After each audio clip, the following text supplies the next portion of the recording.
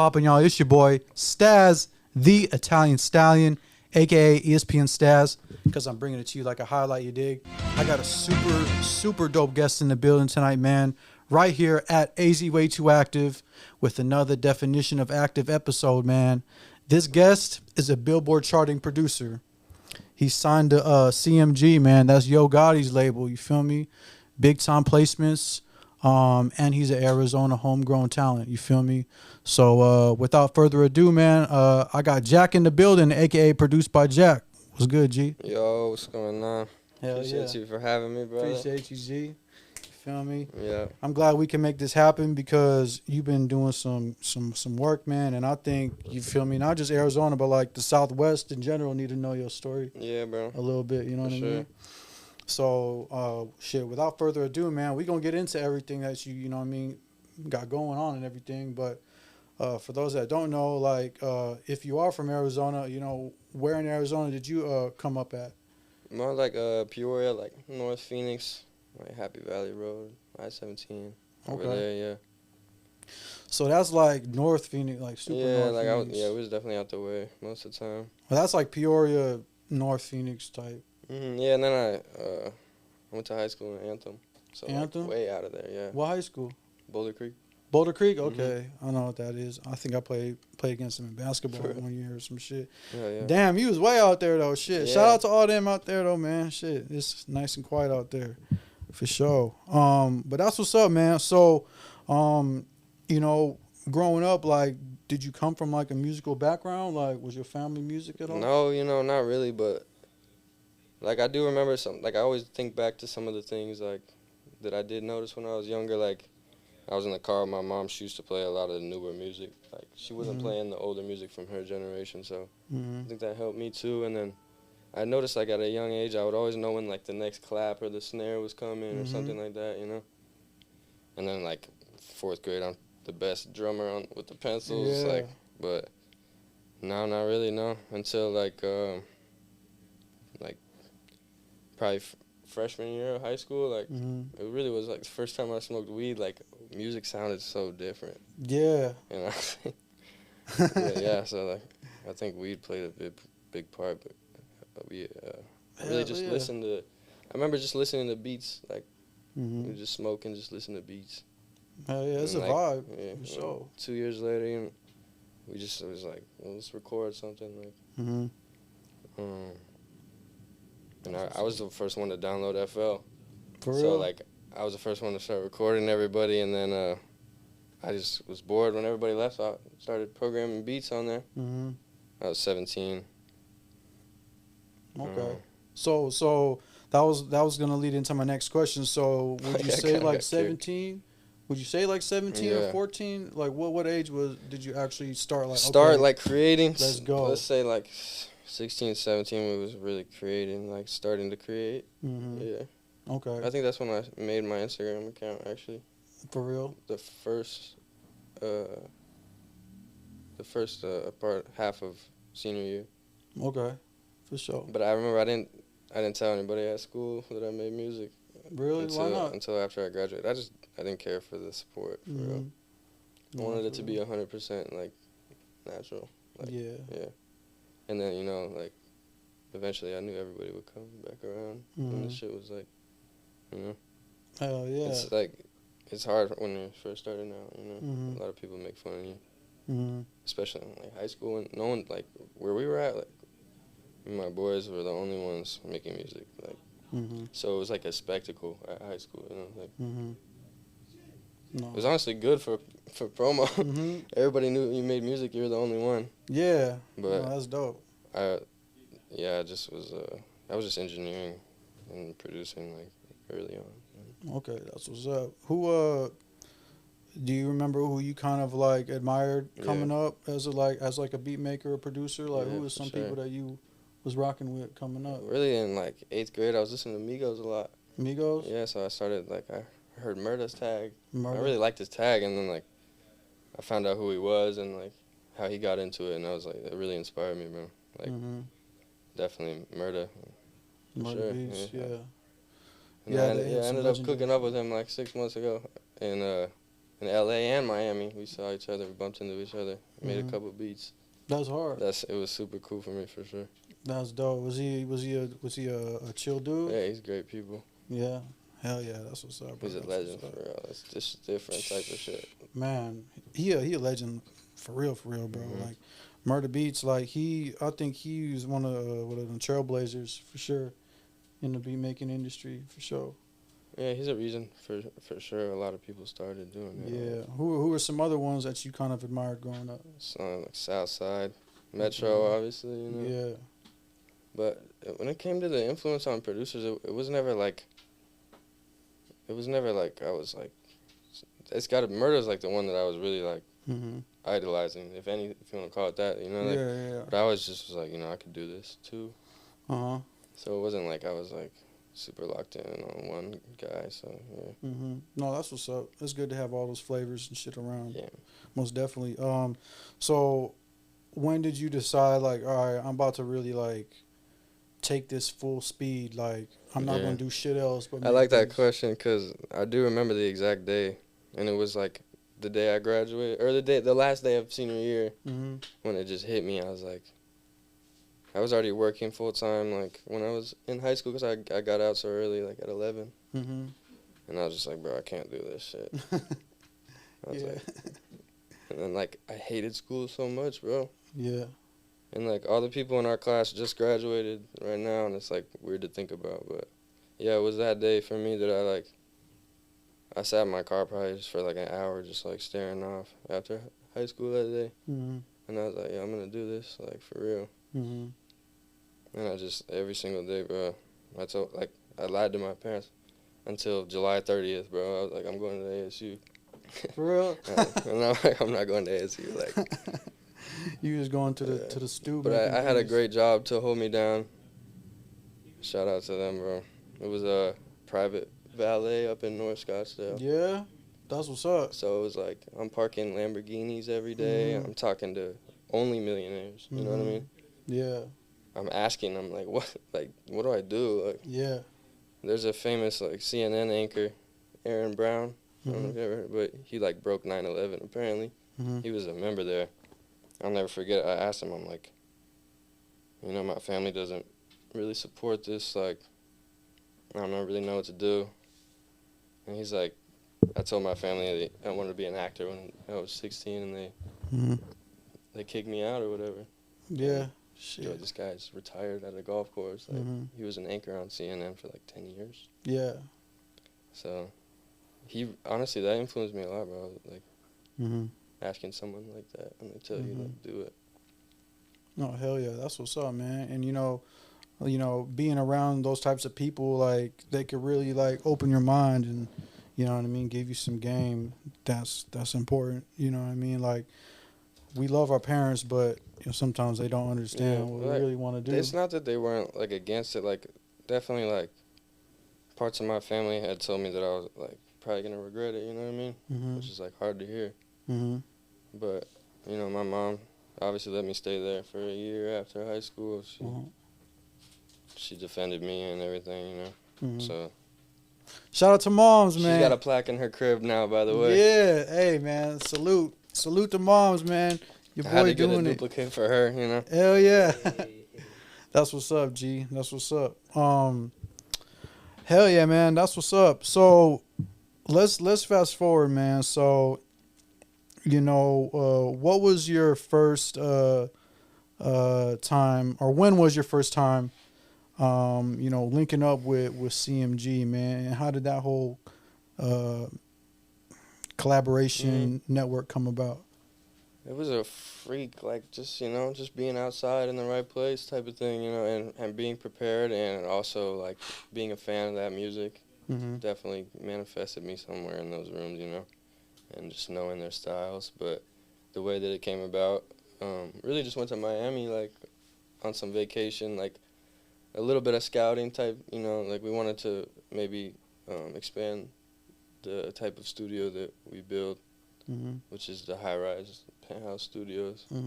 In Miami at the time, this is 2021, so prices were very different than they are now, you know what I mean? So we went out there. I only had, like, one connection out there, this rapper named Trapstar. Oh, Trapstar.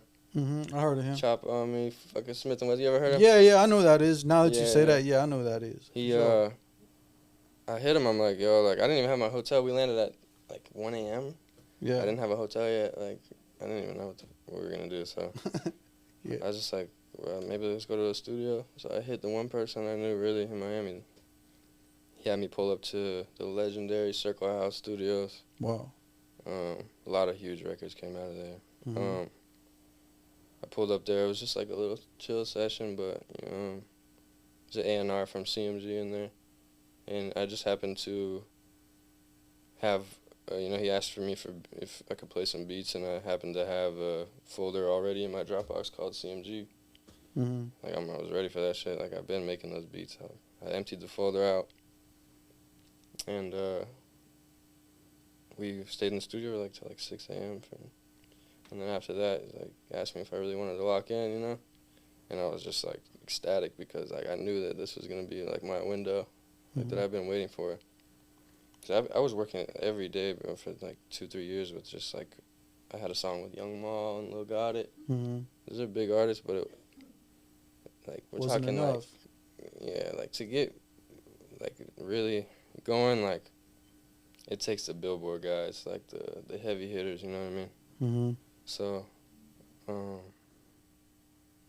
we locked in. After that, we went to the studio for 24 hours within the next 3 days. Mm-hmm. I remember I paid for a lot of studio time.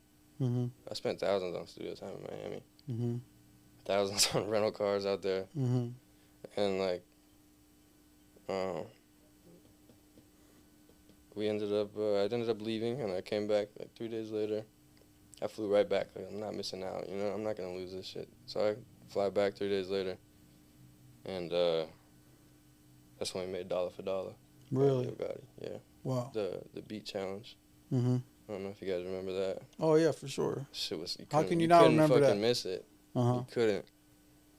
And I was sick at the time that came out. I was so sick. I had got out of the hospital in Miami, bro. I couldn't hear out of my left ear. Wow. I was in the studio with Yo Gotti. I got a earplug in because I was gonna damage my eardrum. Mm-hmm. But yeah, bro. So that was unreal for me for sure. But wow. That's how the first stuff started to come about, and after that we were just locked in. So. Wow, that's insane, man. And that leads me to my next question for you. Obviously you've been in sessions with Yo Gotti in the studio. How is it cooking up and working with him? He's obviously a legend in the game. Absolute legend, bro. For real. He's so skilled. He'll never lose it, bro. He's amazing for sure. Mm-hmm. Yeah, he's a great person. Yeah. I don't have anything else to say, really. That's what's up. How is it he's in there and then just comes up with some shit in 15 minutes or It could be different every time. He's got his creative process. They switch it up here and there, keep it fresh, you know. Mm-hmm. But he can't. He's just good at what he does, mm-hmm. forever. And the thing about him is he's managed to stay on. As the beats have evolved, he's managed to keep a hard mm-hmm. presence on all of them. It's crazy. I don't think I've seen another artist really stay relevant for that long. Yeah.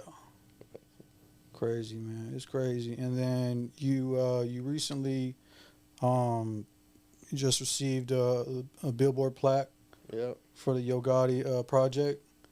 Talk about that experience, first getting that plaque in the mail, and what that means to you. Yeah, bro. So right now, I'm eligible to order 2 more with the CMG album, and then Lil Papa, he was on the Billboard chart with his album.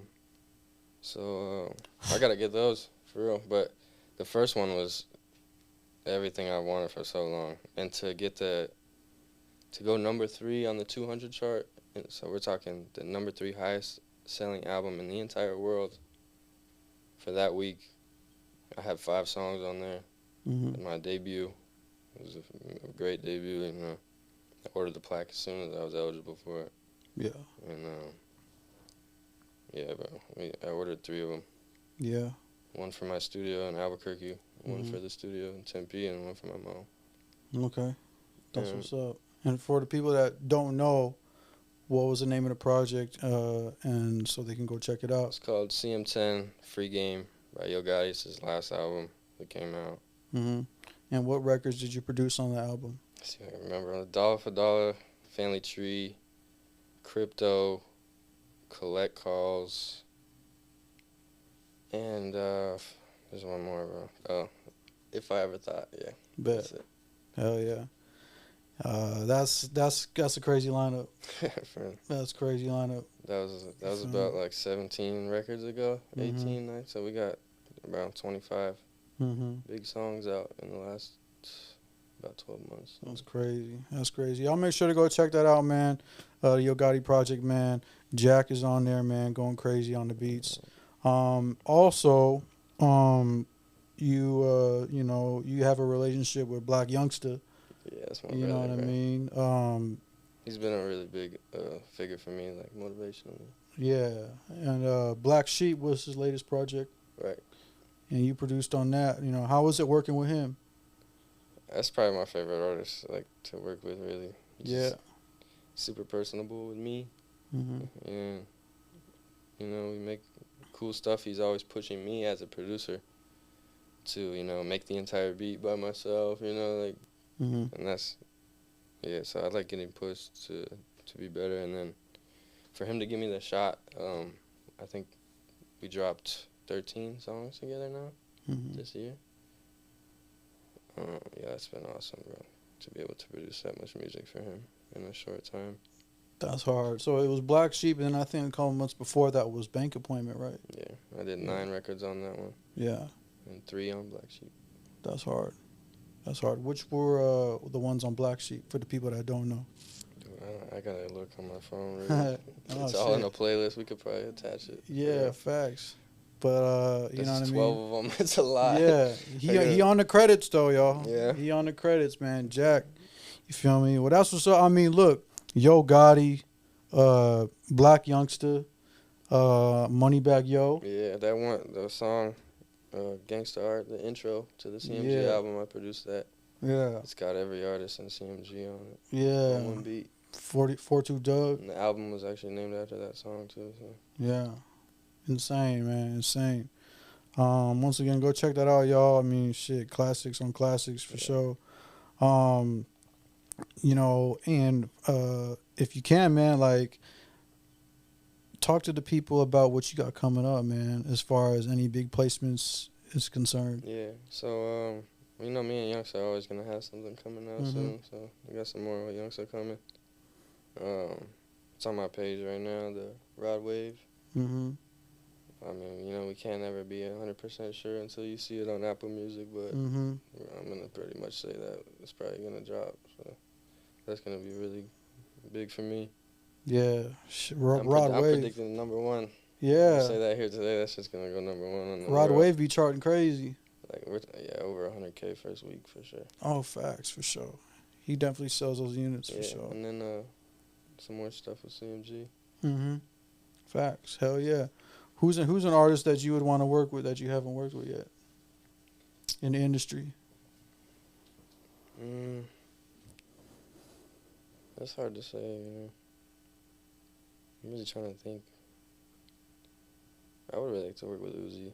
Uzi? Yeah, that's one person that I really haven't ever had like a super solid opportunity to send music to. But everybody, like any artist you could name right now, I've probably had a good opportunity to send them music. Mm-hmm. Whether it went through or not, I don't know if they heard it or if they even heard it, but it was in the right hands at one point. So that's the goal, really. Facts. No, I feel you. If you can't be in the room, then be in an email or something. Yeah, fuck it. Might as well, you know what I mean? Go out on the leg, send it through, you feel me? Yeah. That's what's up. Let's talk about your studio, Skybox, Arizona. How did that come about? And, let the people know how they can get in contact if they want studio time. So Skybox came about 2021. 2020, bro. What's 2020? 2020 August we opened. It's on the 23rd floor downtown. We got beautiful views. indoor smoking, whatever. It's a vibe. We have interns. Yeah. Go grab you some food, whatever you need. It's a great spot to come cook up. You got me there if you need me. Mm-hmm. So, if you got a lot of questions about the industry or whatever you want to network, there's a chance I might be in there. You can catch me. But, yeah, it's Skybox Studios. On Instagram, it's at SkyboxAZ. Send us a DM if you want to book a session. I'll get right back to you. Mm-hmm. But we're also doing a giveaway right now. So, we got 6 hours free and a music video from H2O Wally. So we got like $1,000 value right there. All you got to do is comment and repost. It's free. Oh, yeah. Just trying to give back to the city a little bit. That's what's up. Shout out to Wally. You do a lot of work out here. He fuck with AZ2 Active too. You feel me? That's what's up, man. That's hella what's up. So, if you can, like, any advice for any producers coming up that, want to get placements, big placements in the industry with the heavy hitters? It's always going to be evolving as like as the industry changes, but at least when I hopped into it, it wasn't so saturated on Instagram yet. Like there are tens of thousands of beat makers on YouTube and Instagram, and you could be the smallest artist in the world. You're going to get some beat packs from somebody for free or whatever it may be. But in this day and age, you got to stand out, and you got to go outside at least once to make some friends. Yeah. And you make one right friend, he throws you in the right group chat, and that could be it, Like, shout out to my group chat of producers on Instagram. We've been together for a minute. I've watched people go from not one placement to worth $500,000. Crazy. So, like, the best advice that I would have is stand out, try and do something different. Network where you can on Instagram, like, as best as you can, and then go out and meet these people that you can meet on Instagram. And you meet one person, you can meet 5.